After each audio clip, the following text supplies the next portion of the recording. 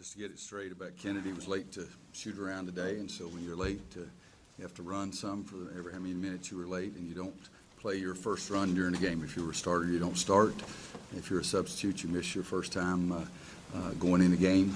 I've been a head coach 28 years. We've had 4 guys that were late in 28 years, and so that's all it was. It's no big deal, except I'm going to enjoy watching them run the next few days.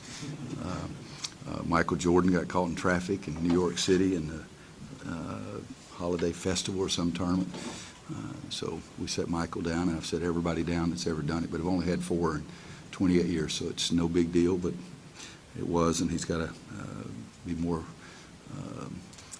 understand what the price to pay is to be the best team you can be, is be there every day and not let other things get in your way. But other than that, we played him. Let's see how many minutes did he get? 15. He was 4 for 5, so he was all right. But he was sick on Thursday and didn't practice then, but that had nothing to do with why he didn't play.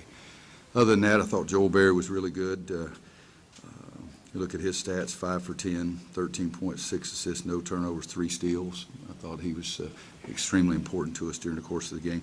We did some good things. You know, we started out 0 for 8 from a free throw line, and I've been joking with some of you guys. Every time you guys say how great we are shooting the ball, we stink it up. So we talked about it again this week, but we were 11 of the last 14.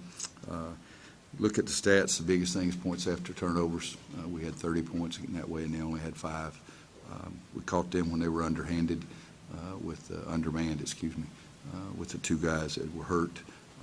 Our defense did force some turnovers, and then they just had more turnovers than they usually have. Okay. Coach, I think it's the 4th time in 5 games that Joel has not had a turnover. What's been the key to his progression? Oh, you know, he had a turnover of the brain one time on an out-of-bounds play, but you're right on the other kind. But he's really just played good basketball, and I said, I guess, in the press conference yesterday. Yeah, that's right. That's when we talked about the pretty blue paint in this room compared to some other rooms. He'd worked harder in the offseason, worked on a shot in the offseason, and he's really stepped up and done some good things for us on both ends. He's been very consistent on the defensive end, but when you have a guard that handles the ball and doesn't turn it over like that, it's really important to you. Was it good to see the ball go in the basket a couple times for Marcus? Well, for everybody. You know, Joel's been making some, and he was 2 for 6, Marcus 3 for 8. Theo, was happy to see Theo make his also. He hadn't made one in 4 or 5 games. He was 3 for 3, I think, against, I'm going to guess, Clemson. Is that close? But he was wide open and was standing still, and it was a good shot, and he shot it, and it went in. So it was not a relief, because I really do believe we're going to make shots. We just haven't been making them with the frequency that I want us to make it. 12 of the turnovers they had were steals by you guys. What were you guys? What did you like? What you guys did? What reacted? Well, we tried to pressure. In fact, we tried to run some scrambles, but every time we did, the double team was a friendly double team. You know, double team is supposed to put the guy at jeopardy, either take away his vision or his balance, and we were double teaming. He was just looking across court and throwing it, and they made 2 open threes. So more in the second half, we just went straight to our regular man-to-man pressure, and I think Justin and Joel, Marcus, those guys on the perimeter really did a good job fighting through some of those dribble handoffs. You talked some about the schedule. Pardon? You talked some about the schedule and the balance or the imbalance, I guess. Is there a sense that now kind of the meter that starts going to Yeah, I think it's do we play Notre Dame next? Okay. Okay. Dang, I thought I was really wild, weird. But I had everybody telling me we're going to Louisville. You know, it's what it is. We've said it all year long. You don't know what the schedule is until you get into it. You don't know who's going to be great. I think Clemson has really done some good things early and beat a lot of ranked teams. But now we are in the process of going to not just the second half. I think we have 10 more games, and 6 of them are on the road, and a bunch of the games are against those teams at the top half of the league.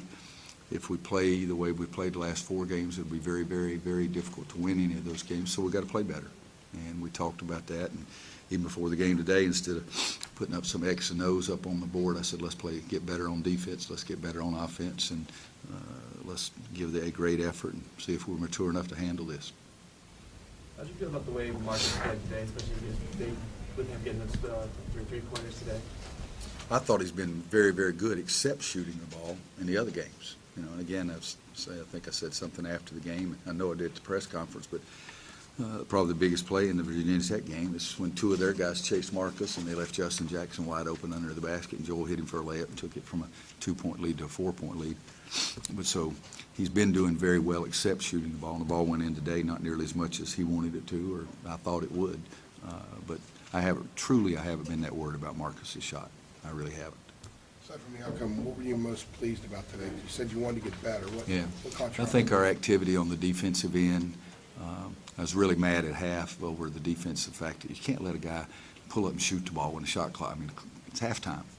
So we just stand there and watch a guy who is their leading scorer, who scored 31 against Pittsburgh, who can score the ball, and we stand there and watch the guy pull up and shoot out of a double team. So I was a little frustrated. It threw me off my game because Andrew Miller was here at halftime to get honored, and I wanted to say hello to him, and I was so mad at halftime.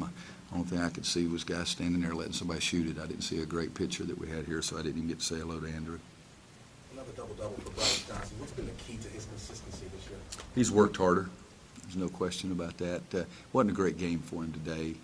When he dribbles down the court and dribbles in three guys and they take the ball away from him, that's not very bright.